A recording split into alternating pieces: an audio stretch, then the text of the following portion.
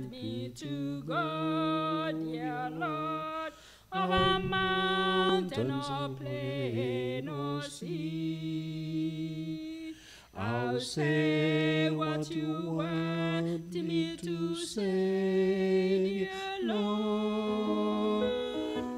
I'll be what you want me to be.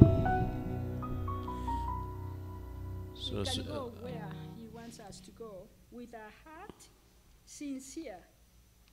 I wonder if we are doing that for the Lord. Okay. So as we continue, whoever's a song can come and sing. Whoever's a number can tell us the number you like us we sing. And number. Choice. 572, we can turn the other side.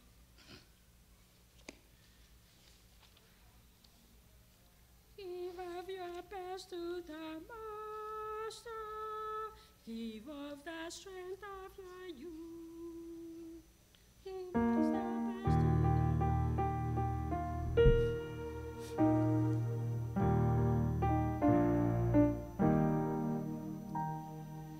Give of the best to the Master. Give of the strength of your youth.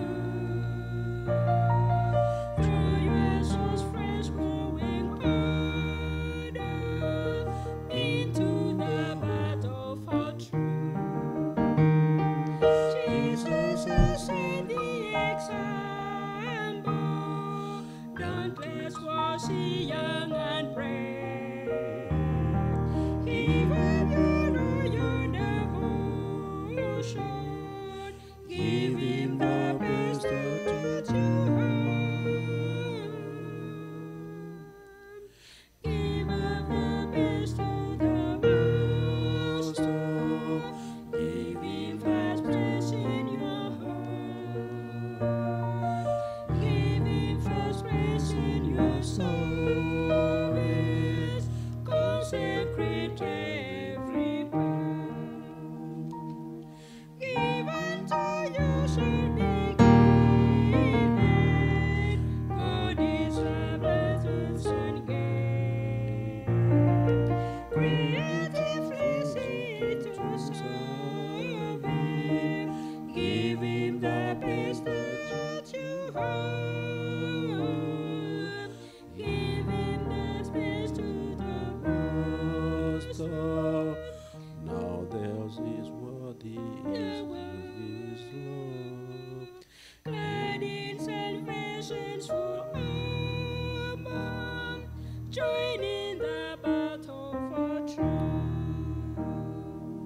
Give of your best to the Master, not less as a worth is love. He gave Himself for your ransom, gave up His glory above, laid down His life without murmur, you from sin renewed to save. Give Him your heart restoration, give Him the best that you have. Give of your best to the Master. Give of the strength of your youth. Glad in salvation's full armor, join in the battle for truth. Another choice.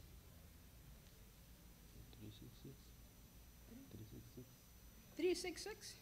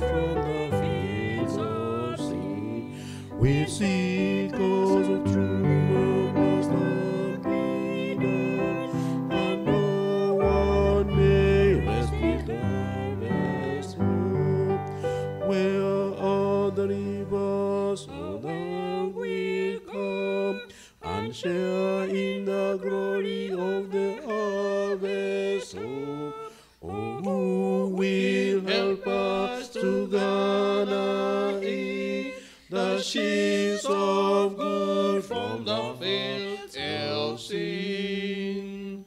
The fields are ripening far and wide. The world now is waiting the harvest time.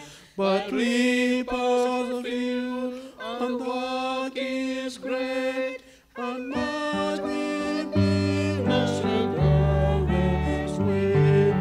Oh, well, the reapers who will come and share in the glory of the harvest home.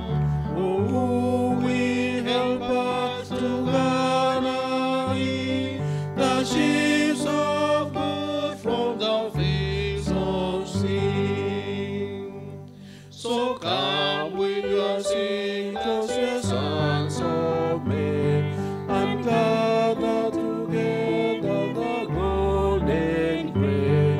To the Lord of the harvest come, then shall we join in the harvest home. Oh, and the reapers who will come and share in the glory of the harvest home. Who will help us to gather in the sheaves of good from the fields of sin?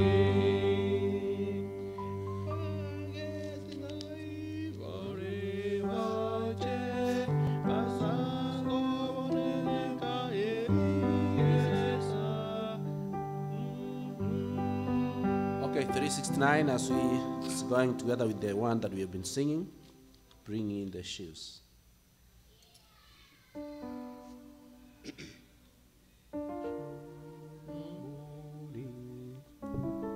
Sowing in the morning, sowing seeds of kindness, sowing the noontide.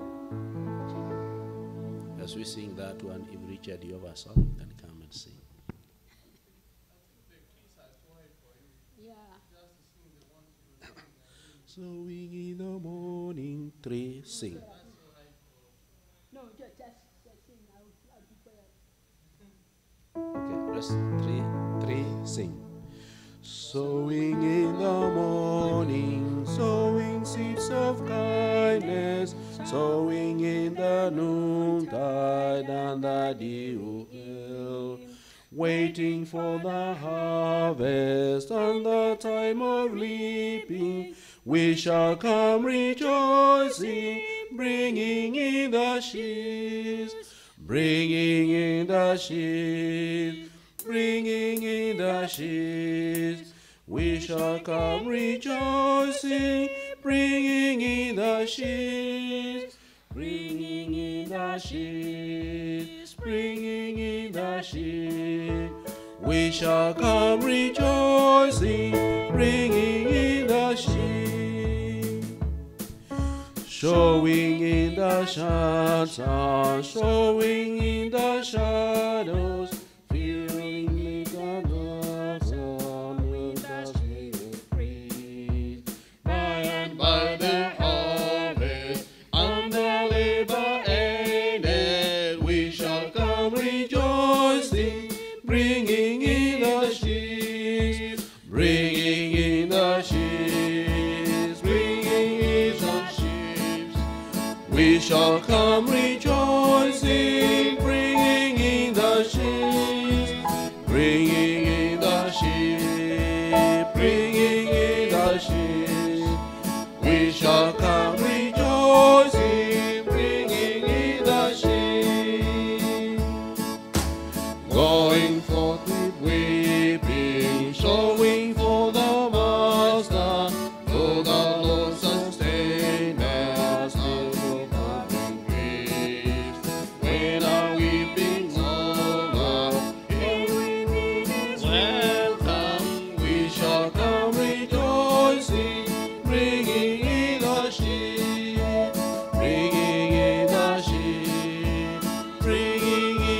sheep. We shall come rejoicing, bringing in the sheep, bringing in the sheep, bringing in the sheep. We shall come rejoicing, bringing in the sheep. Wenye mavuno, Wenye mavuno, tutashangilia.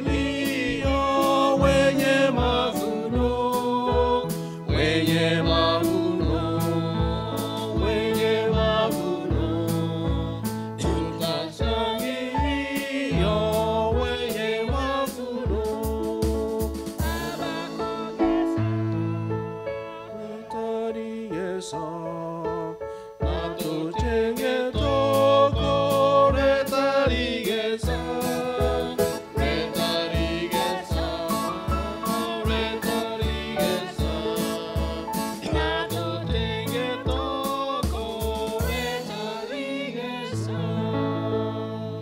Amen. I don't know if we are jangling or what we're doing at this time. Freddie, we are happy to see you. We who are here messing up the key with Elder here. Marceline, you are welcome. Take your seat, and I guess we can sit. Have a congregation.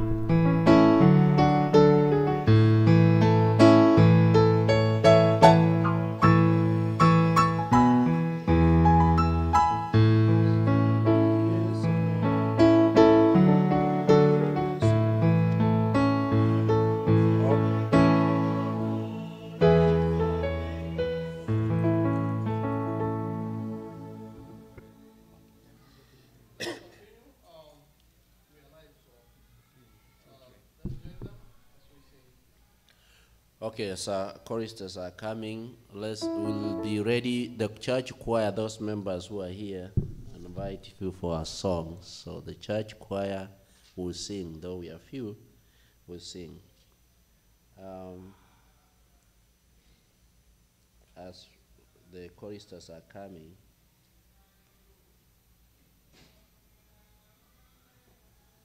$5.34. $5.34.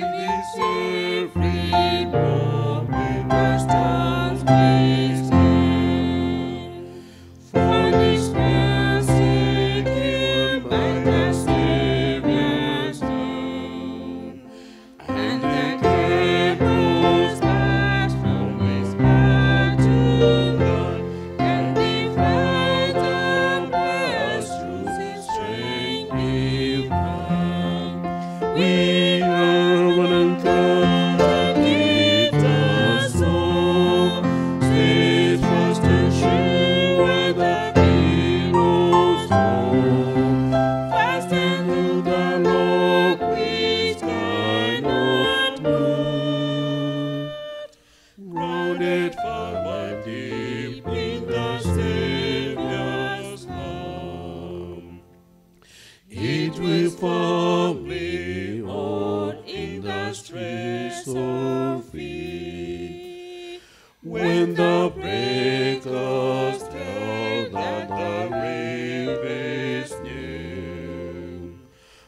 the tempest rage, always through with an angry wave shall pass through flame.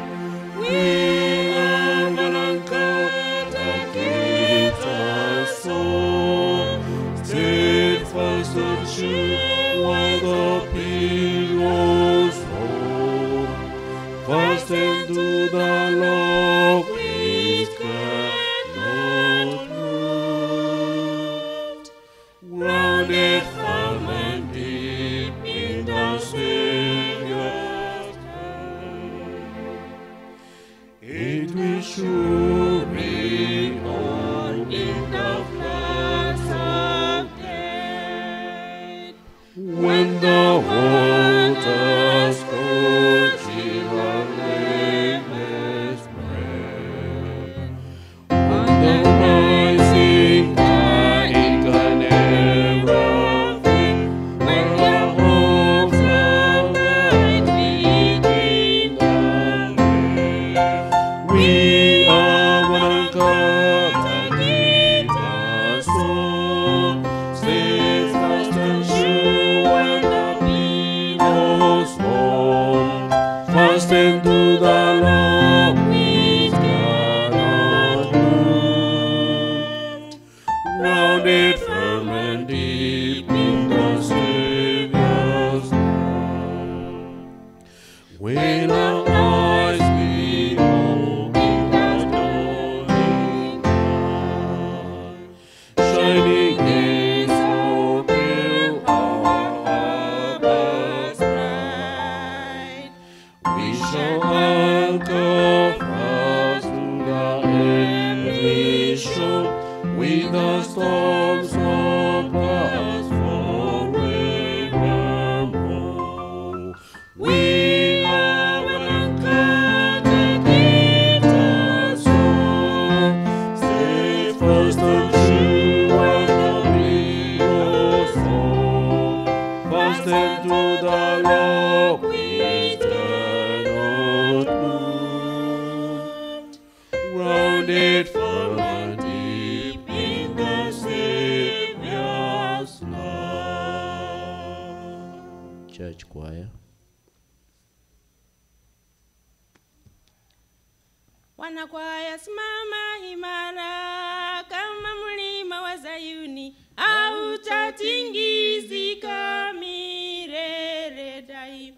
Milele, milele, hautatingizika milele daima. Milele, milele daima, hautatingizika milele daima. Wasesimama imara kama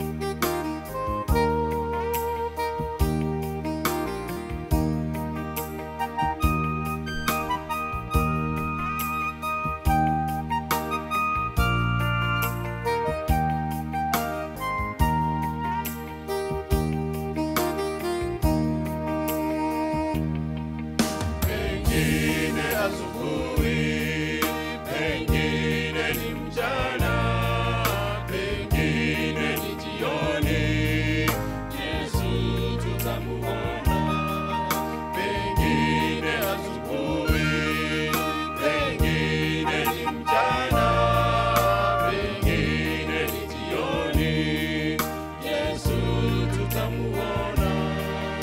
Anakuja Bwana Yesu, anakuja, amen.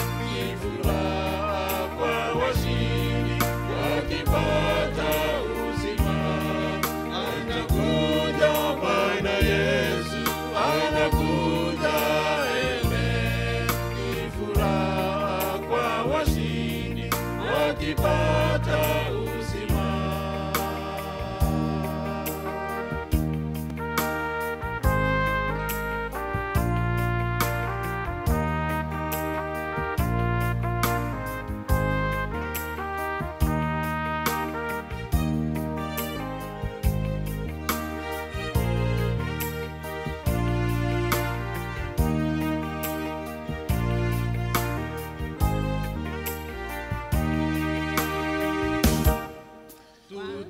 Tutakapomuona tutaimba hosana, furaha siku hiyo kwa walio washindi. Tutakapomuona tutaimba hosana, furaha siku hiyo kwa walio washindi. Anakuja Bwana Yesu, anakuja, amen. Ni furaha kwa washindi wakipata uzima. Anakuja Bwana Yesu, anakuja, amen. Ni furaha kwa washindi wakipata uzima.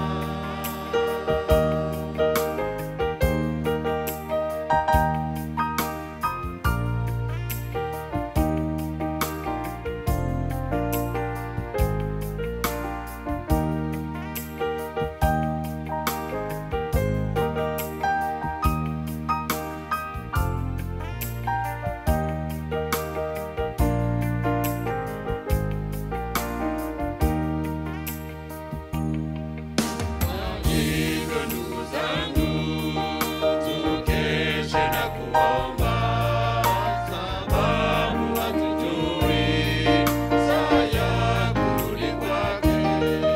Kwa hivyo ndugu zangu, tukeshe na kuomba, sababu hatujui saa ya kurudi kwake. Anakuja Bwana Yesu, anakuja, amen. Ni furaha kwa washindi wakipata uzima.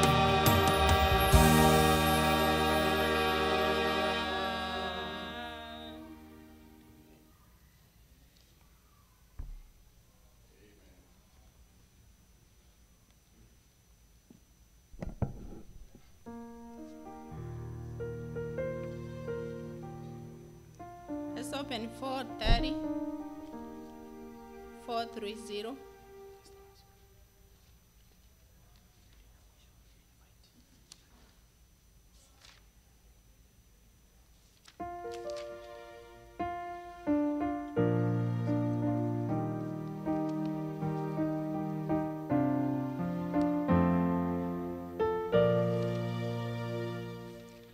Oh, there'll be joy when the work is done.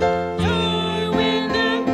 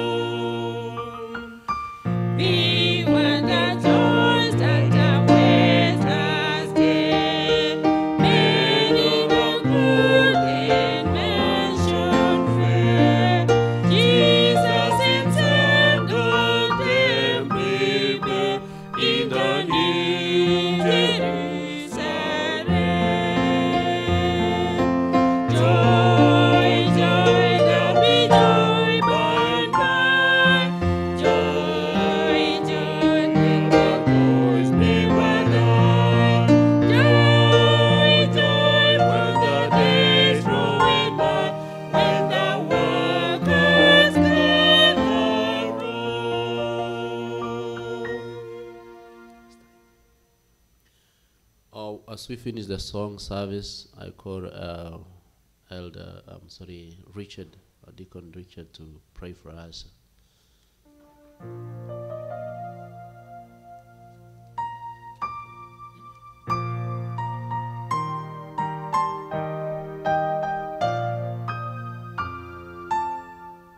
Okay, we can raise up as we pray.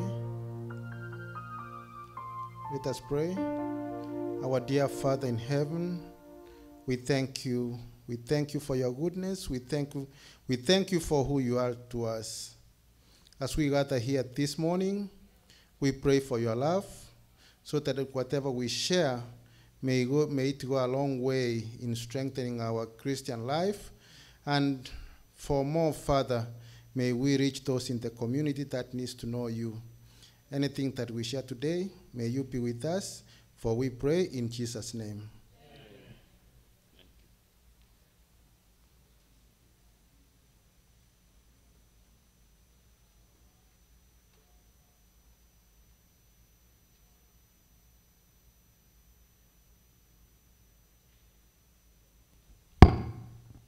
Those who are outside, please, we have started, and we take this time to welcome you. Those who are standing behind there, please get in. We are starting. We take this time to invite Pastor Collins. It's your time to take over.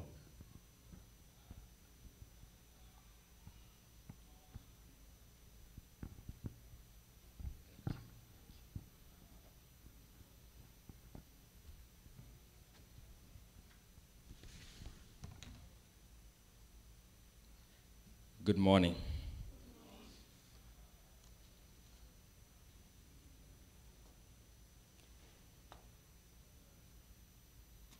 It's another good opportunity that we have to share God's word. And I want to take this opportunity to thank the Lord for his goodness as always. I'm privileged to stand and speak on behalf of God, and I take this privilege very seriously. This morning, we're going to dive into where we left off the other day. And today, we're going to look into patience, a little more depth into patience. What is it? How does it look like? And what is its significance? And without further ado, I'm going to pray, and then we dive into the message since we have limited time. Let us pray. Eternal Father, thank you so much. You've been with us, and you brought us here to hear your word. Father, I pray that you may help us to understand what you have for us. I pray that you may send your Holy Spirit into our hearts, and that you may help us to open up our hearts so that we may let the Holy Spirit in and have him interpret what we hear into what we will be able to understand. Each one of us has a different experience, and we come to listen to your word based upon where we are at the moment in our lives. And so, Father, may you be with us. Speak to us. In Jesus' name we pray. Amen. Now, we started from Matthew chapter 25 the last time. Matthew chapter 25. And this is a description of the second coming of Jesus. This is an actual description of what is happening at the point where Jesus comes on earth. And as we saw the last time, when Jesus comes seated on the throne of his Father,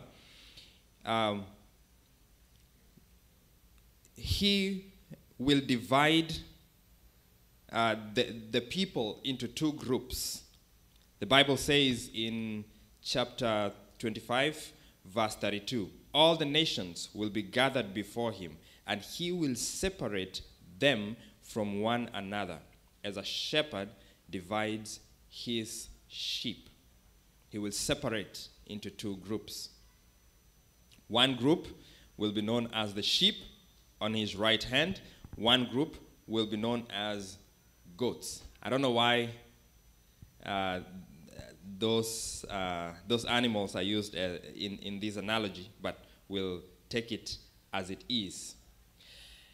Now, as we saw, one group will be instructed to go ahead and inherit the kingdom of heaven.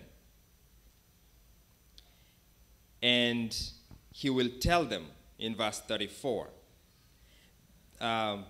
come, you blessed of my Father, inherit the kingdom prepared for you. Incidentally, the same will be done with the other group, but the other group that was on the left will be sent to eternal fire. They will be sent to hell. And that is in verse 41. Incidentally, both groups will ask the same question. When did we see you hungry and serve you and give you food? When did we see you naked and clothe you? When did we see you needing something and either provide or not provide? They will ask the same questions. One, the group that will inherit the kingdom of heaven will ask the question in the positive. The other one will ask the question in the negative. The main accusation is that the group on the left did not do what they were expected to do. Now, this is how the end of age will be. The way we live today, we are actually deciding where we are going to be, on the right side or on the left side. We are making that decision. What the Lord will be doing, he will basically be placing us where we have chosen to be. And as we were studying 1 Corinthians chapter 13, the very first statement, after Paul has finished with verse 3, where he was describing what it is like to possess all these things without love, he says, love suffers long. And this morning, our topic is titled, Patience in the Midst of Suffering. Patience in the midst of suffering. What does long suffering mean? Question, why do we suffer? Why do we suffer?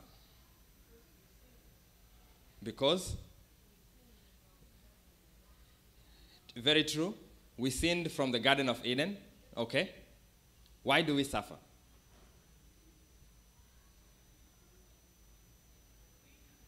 It's okay to talk to me.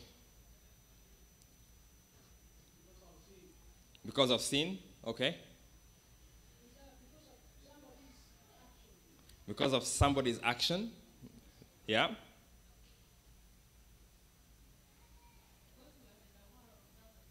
Because we're in the world of suffering. Now, I will take you through 5 reasons why we suffer. Sometimes suffering comes because we ignore or disobey basic laws.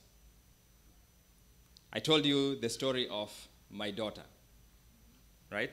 She was walking on top of the table, and the table was not very stable. Even if the table was stable, the fact that she was walking without being mindful that at the edge, after the edge of the table, there is no more table to step on. And so what is the natural effect? What's going to happen? It's a cause and effect. right? It is a cause and effect. So when we disregard known basic laws, when we disobey known basic laws, we suffer. My daughter came, stepped on the edge, the table tipped a little bit, and she went down and hit her head. She now had a big swelling on her head. Maybe some of us did the same, and we have that experience of having the swelling on the head. Now, you see, the world, God created the world to run on the law of cause and effect. In science, I did physics, and I think is it the first or the third law of Newton? To every action, there is an equal and opposite reaction. Okay? When we exert an action, whatever we do will elicit a response. There is a cause and effect. When you do something, something else will happen in response to that. And an example is what happens when you smoke for a long time. Your lungs are affected, right? Now, that was not seen in the 1800s, but a lot of research has been done, and lung cancer has been directly tied to smoking. And not only lung cancer, but there is also emphysema. Emphysema is where your lungs are not able to function the way they are supposed to function. And coupled with, there are two diseases that form COPD. Compulsive, COPD. I can't remember exactly. But you get the point. When you do something, something else will happen. When you are told not to do something by God and you do it, the consequences will follow. And you see it clearly in Genesis chapter 2 and 3. God gives a specific instruction. Let's turn there. God gives a specific instruction in chapter 2. He says, verse 16, and the Lord God commanded the man, saying, of every tree of the garden you may freely eat. Verse 17, but of the tree of the knowledge of good and evil you shall not eat. For in the day that you eat of it, you shall surely die. Question, what is the cause? Eating? Eating what? Eating all the trees? Eating the fruit from the tree of the knowledge of good and evil. If you eat a fruit from that one tree, what will happen? What is the effect? You will die. Now, that was said plainly. That was not symbolic language. That was plain, literal language. If you eat of this tree, you will surely die. Cause, eat, effect, die. Go to chapter 3, they eat, and what is the effect? Death. Now, the fact that it did not come immediately, okay? The fact that death did not come immediately did not negate the fact that they were going to die. Okay? One of the problems we have as humans is when we are told something and that effect doesn't happen immediately, what happens? We say, oh, he lied. This is not true. They say if you smoke, you will get lung cancer, but you smoke for 20 years and you don't necessarily get lung cancer. But you see, meanwhile, you are developing problems. And I have taken care of people in their end stage who are suffering from COPD and other lung illnesses to the point that they are not able to breathe on their own. They have to live on oxygen. And it is not fun. Okay? It is not fun. Walking around with a can of or a small concentrator, you see how you're walking right now, you're free. But when at your end stage, when you have to walk around with something else that helps you to breathe, and then it's not fun. That's basically what I'm trying to say. So some suffering comes as a result of disobedience to basic laws. Okay. Now, reason number 2 for suffering, some suffering comes as a result of an accident or a natural disaster.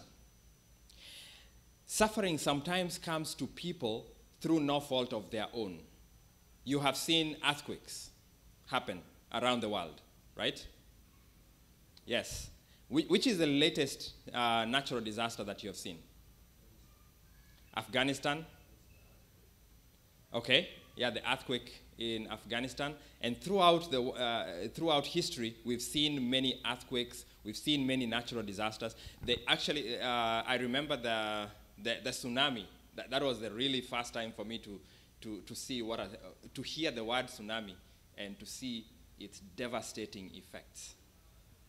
Okay, some suffering comes as a result of natural disasters. And in fact, someone came to Jesus. Someone came to Jesus and asked. Let me see if I can find it here.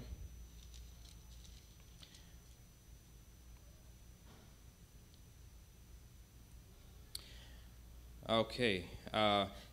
Apparently, there was a wall that fell on people in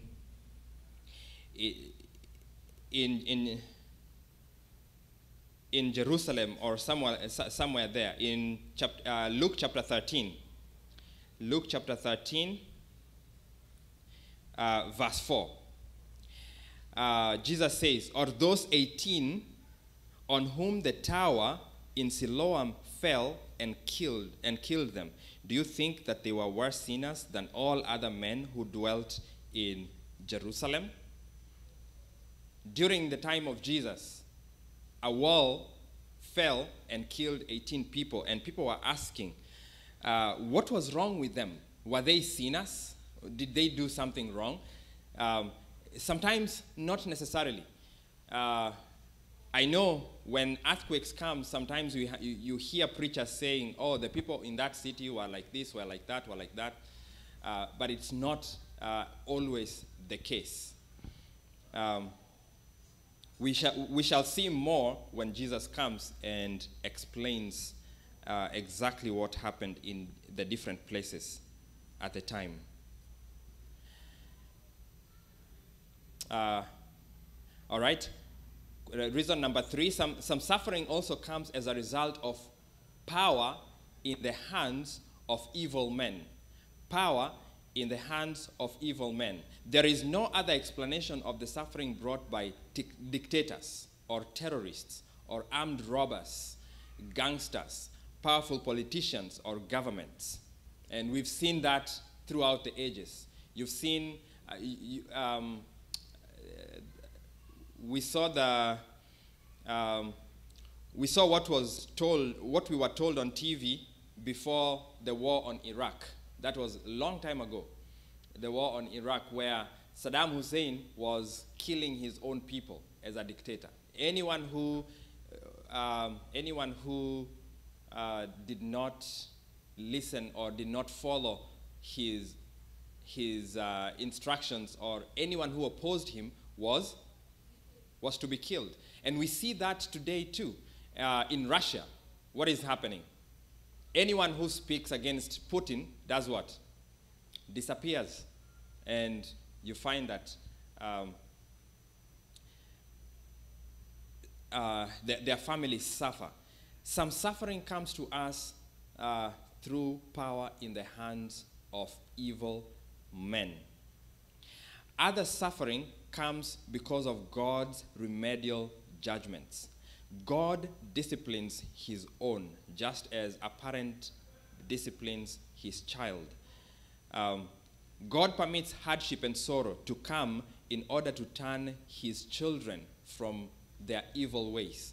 And the greatest example is the story of the children of Israel. The children of Israel were taught to observe the laws that God had given them. However, they were not always obedient. And at one point, what did God do? What did God do? At one point, God sent Nebuchadnezzar. And it's interesting that he calls Nebuchadnezzar his servant. I have sent my servant, Nebuchadnezzar, my servant. I'm looking for that verse. It's in Jeremiah. I will find it and I'll give it to you. God calls upon Nebuchadnezzar and calls him his son and his servant and sends him to Jerusalem and actually instructs him what to do. And Nebuchadnezzar does exactly what God says to do.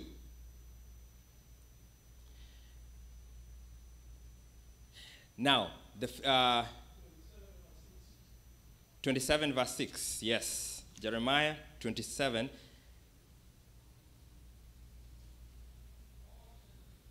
Yes, Jeremiah 27 verse 6. The Bible says, "And now I have given all these lands into the hand of Nebuchadnezzar, the king of Babylon, my servant. And the beasts of the field I have also given him to serve him." God is able to send even the heathen to come and discipline his people. And that's exactly what he does in the book of Jeremiah to the children of Israel. God had taught them. God had tried to woo them to himself, but they kept going away from him. Sometimes suffering also comes, suffering sometimes results from our own foolish actions and decisions or lack thereof. I call this self-inflicted wounds. Now, there's a difference between this and disregarding basic laws. When you disregard basic laws, sometimes you can disregard, like my child, she had not had that experience. And so ever since she fell, she learned her lesson. But there is also sometimes when we make foolish decisions, we know very well that we should not be doing that, but we go ahead and we do it. Or sometimes we don't put enough, we don't guard ourselves enough, and we slowly and inch by inch go into the wrong direction, and we end up causing ourselves pain. Now, trials are sufferings that severely test the resilience and character of a person. Trials are sufferings that severely test the resilience and character of a person. Afflictions are prolonged sufferings or distress that lies deeper in the soul and arises from a powerful deprivation, like the loss of a loved one, hearing loss, the loss of a limb, or the loss of sight.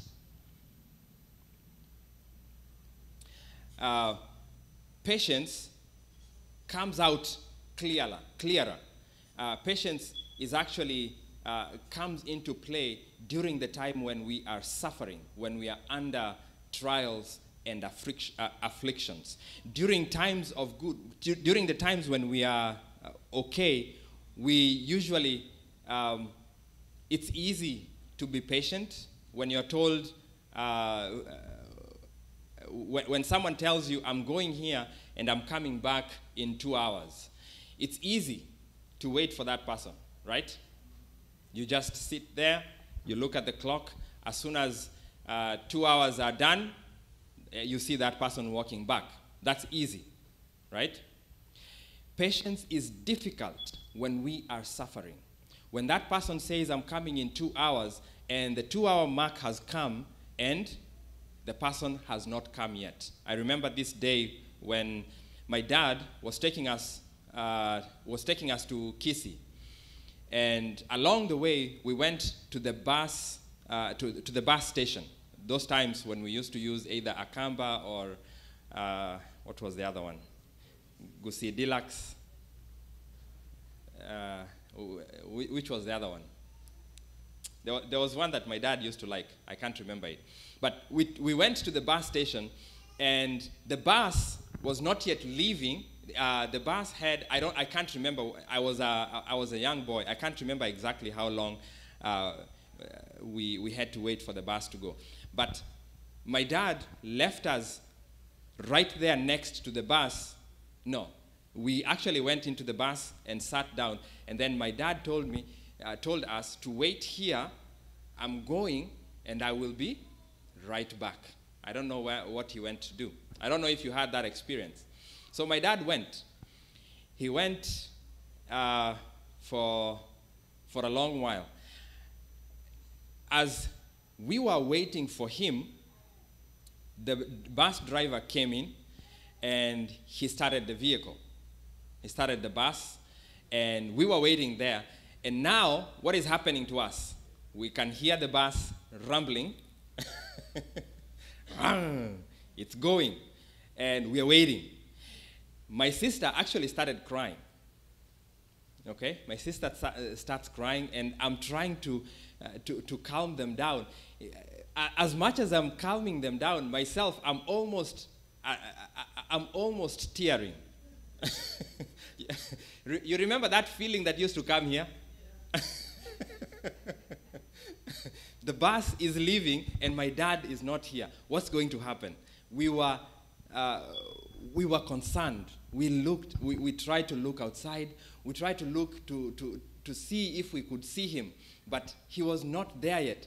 The bus driver said, "Is everybody in? We are about to go. We are just about to leave right now." And he moved the bus a little bit, a few inches, and boy, we let out a scream. Our dad is not here.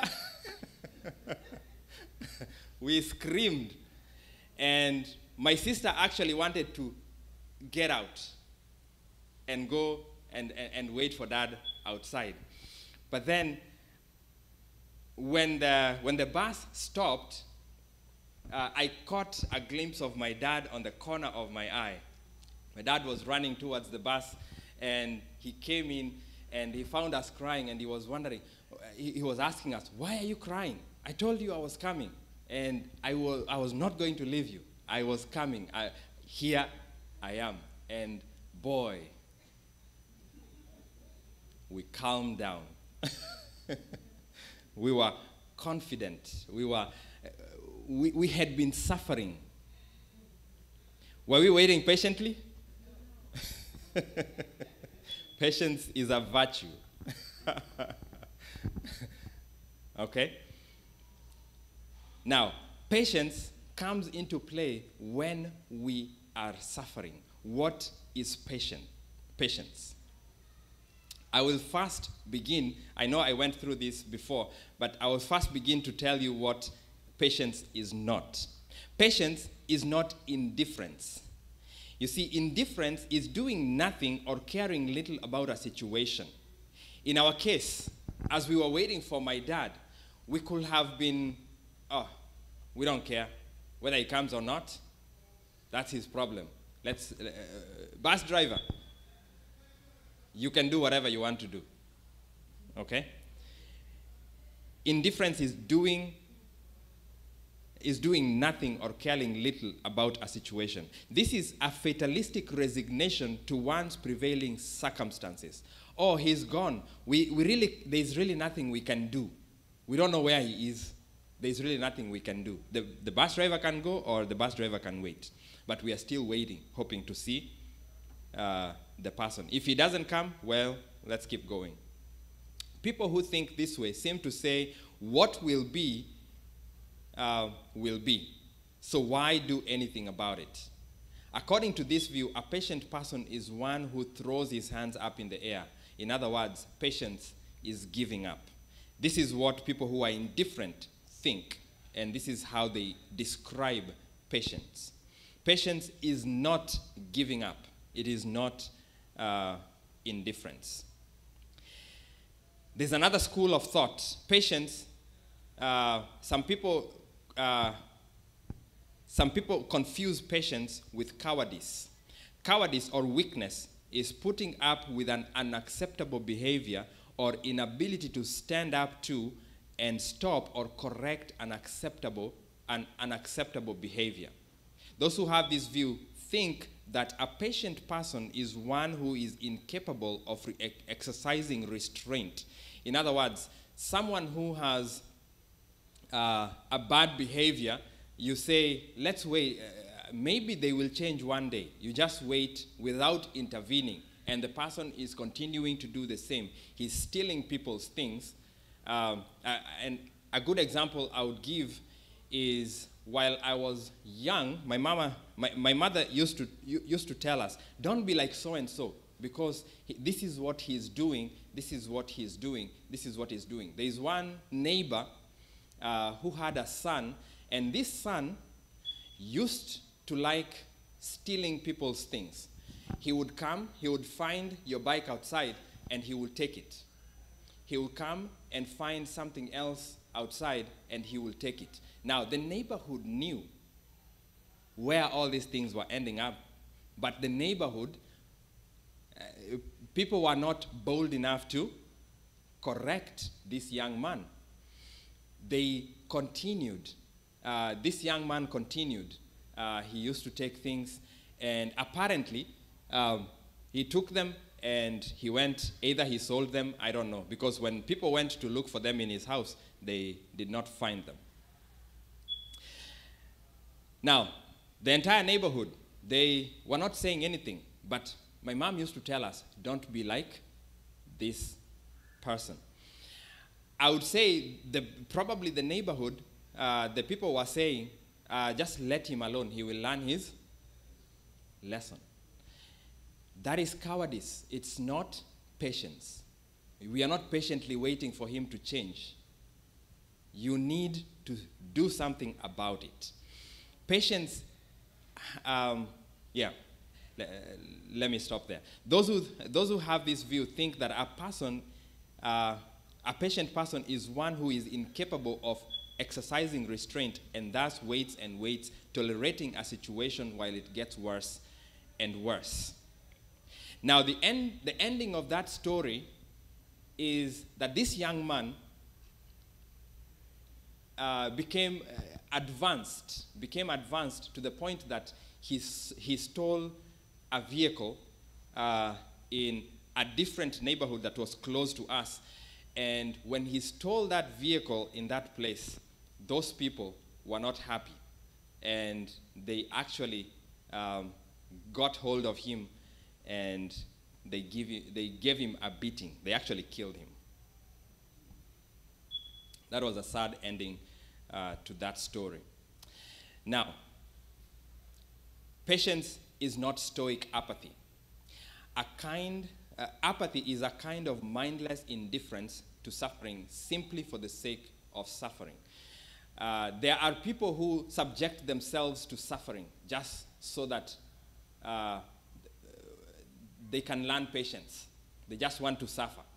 They go to a desolate place. They live there without food.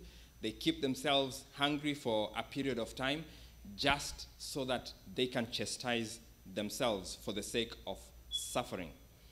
People who put themselves through suffering to prove a point, to boast or show themselves strong, that's not patience. Patience is not passiveness or passivity. Patience is not weakness. It is not cowardice or pessimism. It is not escapism. Some people escape reality and they say, I am patient. I'm just trying to be patient. Trying to escape reality. No, that's not patience. Patience is not powerlessness. Patience is not apathy. What is patience then? My friends, patience is an inner fortitude or stamina that helps us to endure suffering to the very end. Patience, actually Jesus said in Luke chapter 21 verse 19 that in your patience, Luke chapter 21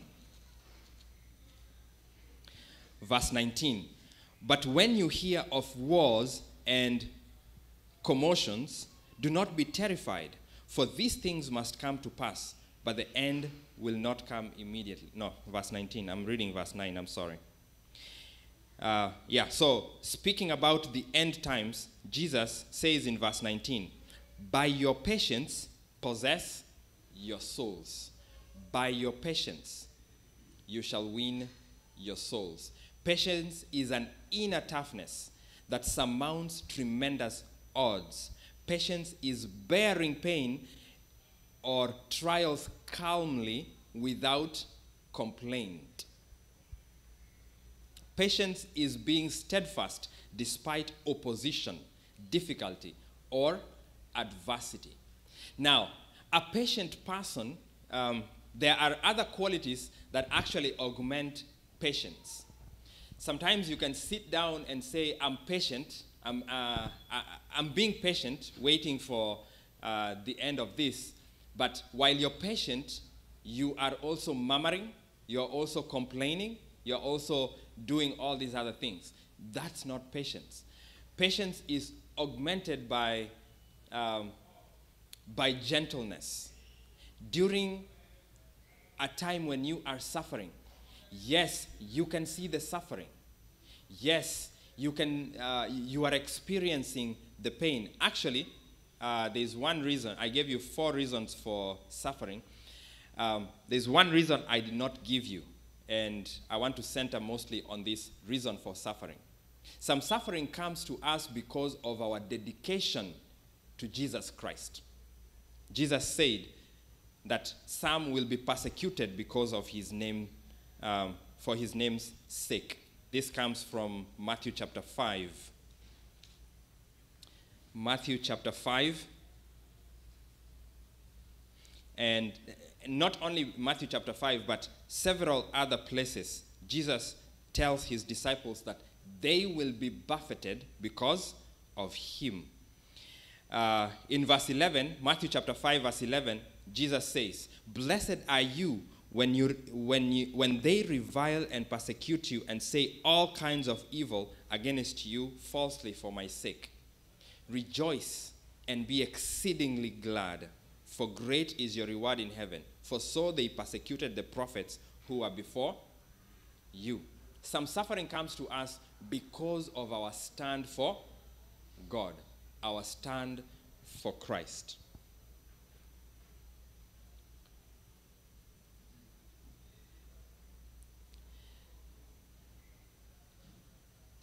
Patience is the capacity to endure hardship, difficulty, or inconvenience without complaint.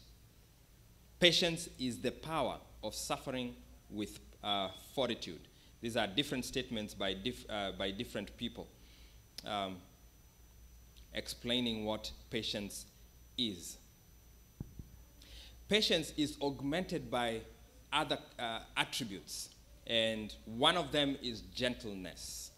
Gentleness is the quality of being kind, tender, or mild-mannered,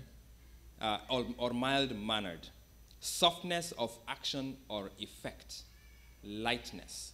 While you are being patient, you see, when we were in that bus, as we were waiting, we were crying.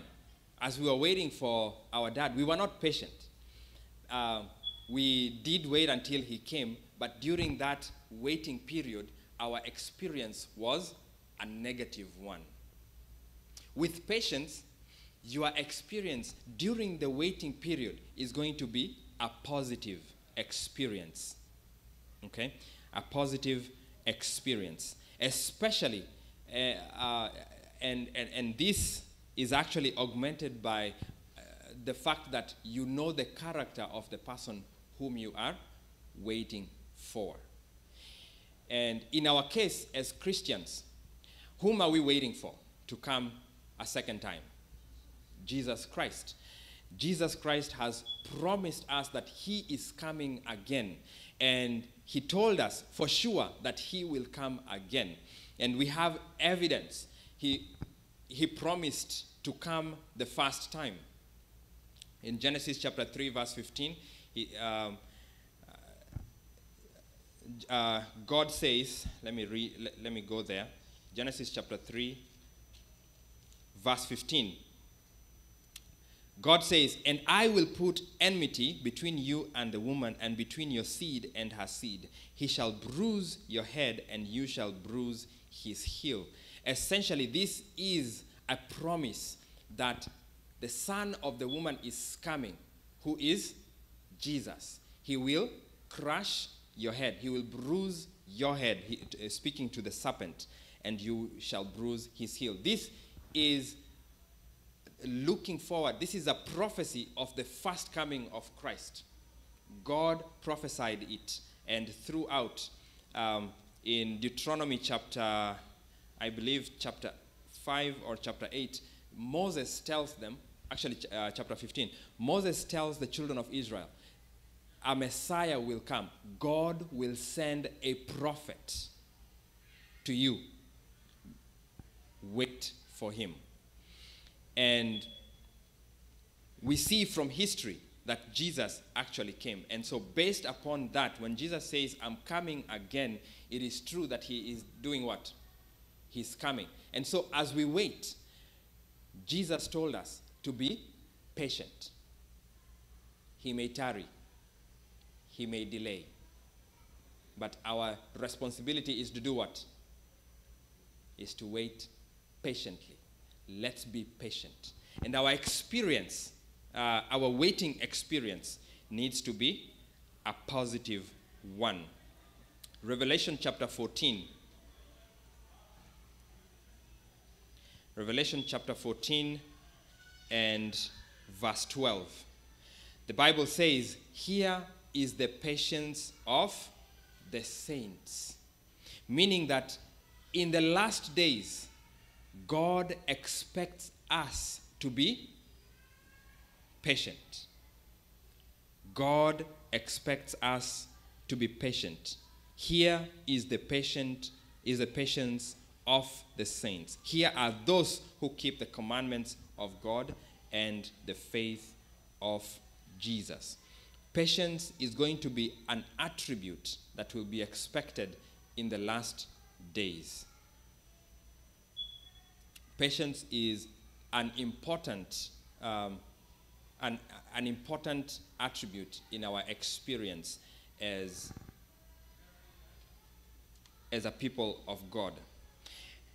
And so when Paul in 1 Corinthians chapter 13 says, "Love suffers long.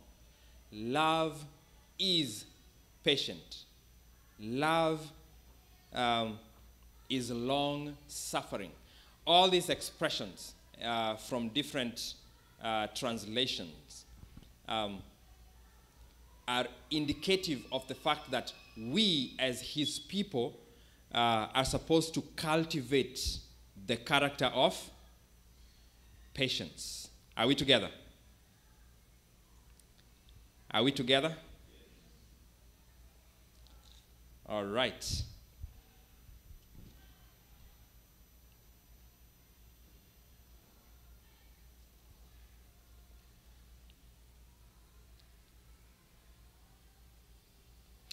I have talked about patience, and I also said that patience is augmented by three other characters that we will look at some point, but I will bring them now for the sake of our understanding. Patience is made clear with gentleness.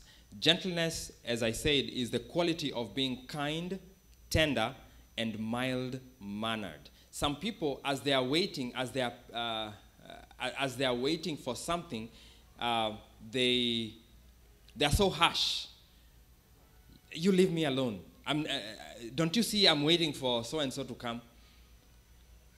Gentleness takes away this harshness. Some of the synonyms for gentleness include tenderness, mercifulness, humaneness, leniency, and sympathy. The antonyms or the opposites. Synonyms are words with similar meanings as the word that we're talking about, and antonyms are words with the opposite meaning.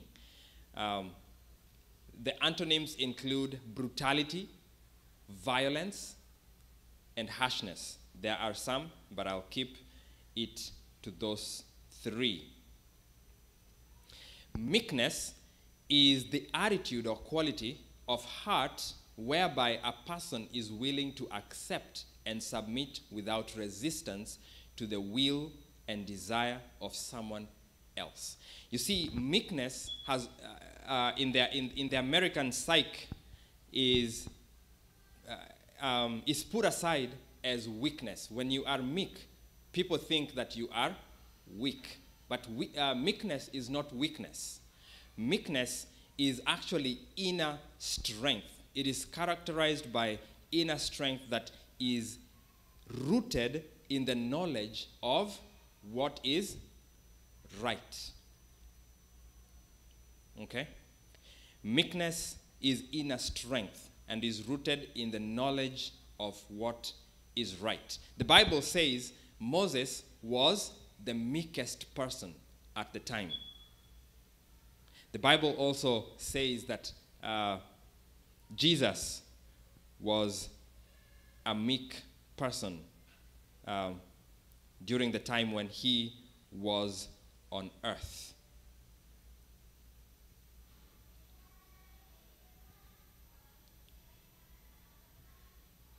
Now, what helps us to be patient?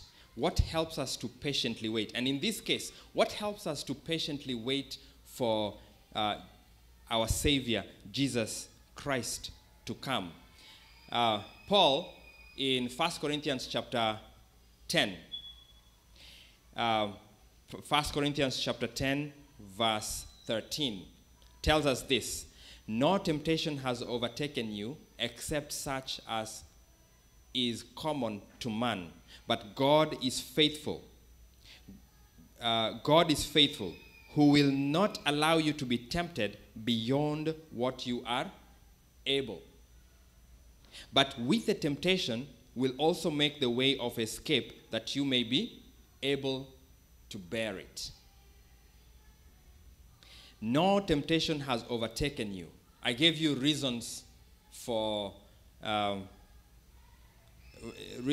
suffering. Paul is telling us here, none of those reasons for suffering will overtake us.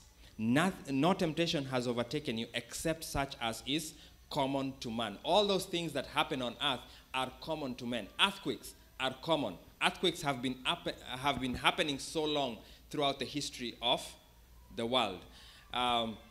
Tsunamis have been happening. One of them happened in my lifetime.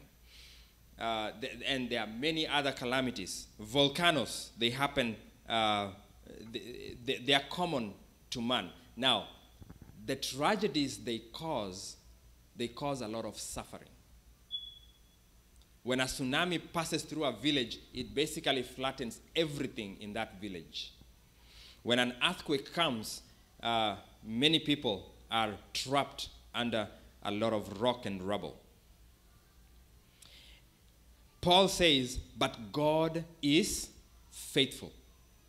Our knowledge of the character of God as a faithful God is what keeps us is what strengthens our patience. That's what strengthens our patience.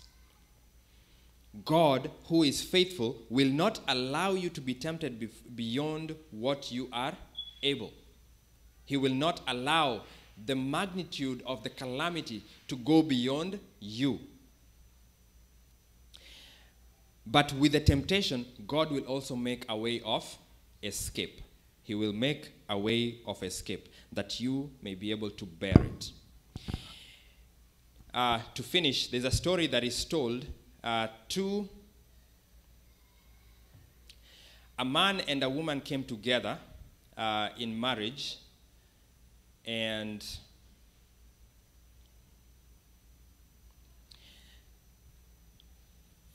so in Ethiopia, a man and a woman, both widowed and still young, met and fell in love. They decided to start a new family together. However, there was a problem.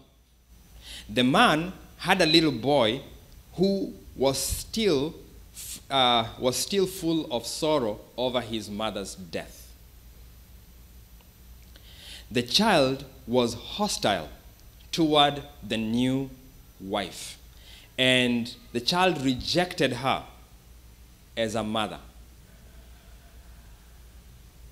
You see, children work with attachment, and so the child was so attached to her mother that when the father replaced the mother, the child could not accept the new mother. And so this woman tried to prepare special dishes for him. He sewed him lovely clothes. He tried to be kind. He tried different things, but the child could not even speak to her. The child completely shut her out. How painful this is.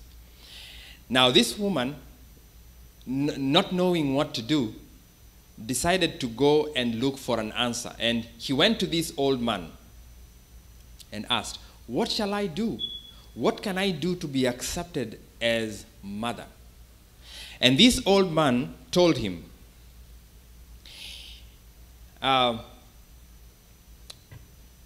this old man was known to solve mysteries, different mysteries for the people. And the man told this woman to go and come back with 3 whiskers of a lion, 3 lion whiskers, without killing the lion. Now this woman heard this and she was surprised. She didn't know what to say. So she left and she muttered to herself, "Come back with 3 lions' whiskers?" The woman looked for a lion, but she could not find one. It took a long time. And then at last she found one. She kept her distance because it looked so frightening. For a long time, she just watched it from afar. Then one day, she decided to be kind to it and offered it food. And she gave it food, and with time, she got closer and closer and closer to the animal. And one day, the lion was finally not concerned by the presence of the woman, because the woman had become part of its life. The lion stayed calm even though the woman was around. And so, with time, she also became less and less afraid. So one day, when the lion was asleep, she reached forward and plucked 3 whiskers from its nose, and she left. And from that day, she learned one thing, that she needs to be patient with the little boy. The little boy was as rowdy, as rough as the lion. She was crying. She was not consolable. But even though she was doing acts of kindness to him, he was not responding to her. It needed time for him to heal. And so the same way as she waited for this lion to get used to her, she needed to wait. She needed to patiently and positively wait until this boy was able to accept her as mother. And that's exactly what she did. The boy eventually got used to her, and they now have a very good relationship as mother and son. And so, friends, patience with one another is an important virtue. As a church, we need to be patient. God has told us in Matthew 24, verse 14, that this gospel will be preached in all the world, to all nations, and then it will be preached as a witness, and then the end will come. And so, do not lose hope yet. Go out, let's go out and share the gospel. Let's go out and share the gospel. The end is dependent upon us. The end is dependent upon us. If we are not going to share the gospel, we are the ones who are going to be delaying the second coming of Christ. And so, patiently, let's go and share the gospel. Just like this woman was patient with her son, her stepson, and was patient with the lion. We need to be patient with the world, and we need to share the gospel every single day. We need to find ways that we can be able to share the gospel. May the Lord bless you as you prepare yourself for the second coming of Christ. Let us pray. Our Father in heaven, thank you. Thank you for what you have taught us this morning. Thank you for revealing the fact that we need patience as your people.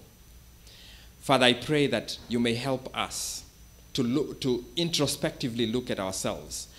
And Father, identify where our characters are flawed. And Father, may you help us as we correct ourselves and as we spend specific time and deliberate time to correct where our missteps are. Our Father, this morning we continue to praise your name, and we ask that you may continue to help us as we prepare for your second coming. We pray in the name of Jesus Christ, our Savior. Amen.